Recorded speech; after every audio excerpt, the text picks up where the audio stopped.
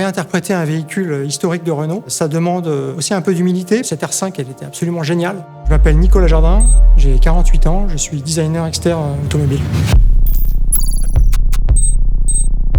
L'objectif était clair, c'était de réinterpréter la R5 de l'époque, mais de la propulser dans la modernité. La R5, elle avait ce regard tout à fait particulier et on a beaucoup déployé d'énergie pour essayer de justement focaliser là-dessus et pour faire en sorte que sur notre concept, ça soit un élément prépondérant, un élément vivant même.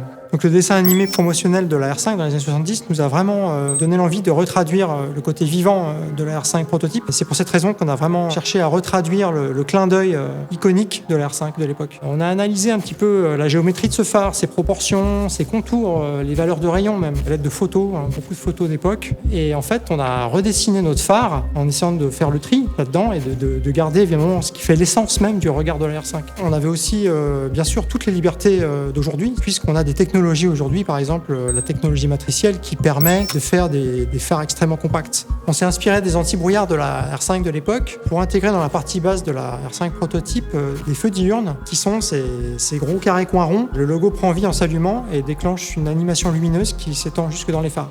Et l'idée, c'était vraiment de la magnifier, mais de la moderniser. Et ça, je pense qu'on a réussi à le faire justement grâce à l'échange et au partage.